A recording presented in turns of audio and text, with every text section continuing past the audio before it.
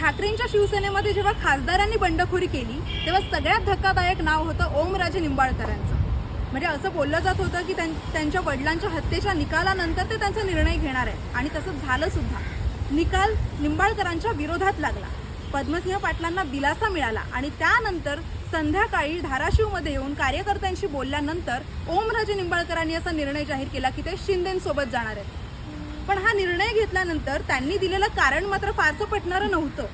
कारण त्यांनी असं म्हटलंय की मी हा निर्णय माझ्या वैयक्तिक स्वार्थासाठी घेतलेला नाही, मी विकास कामांच्या निधीसाठी हा निर्णय घेतलाय. आणि त्यातलं एक महत्त्वाचं वाक्य म्हणजे मुख्यमंत्री आणि उपमुख्यमंत्री आता गेल्या 7 वर्षांमधला बॅकलॉग हा भरून काढतील, धाराशिव जिल्ह्यासाठी निधी उपलब्ध करून देतील असं त्यांनी म्हटलं.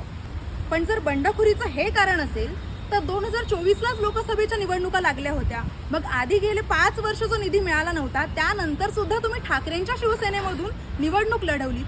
तिथे प्रचारसभेमध्ये ठाकरेंचं भरभरून कौतुक केलं, निष्ठेच्या आणाभाका घेतल्यात आणि त्यानंतर आता 7 वर्षांनंतर तुम्हाला हे कळते की आपल्याला विकास कामांसाठी निधी मिळत नाही.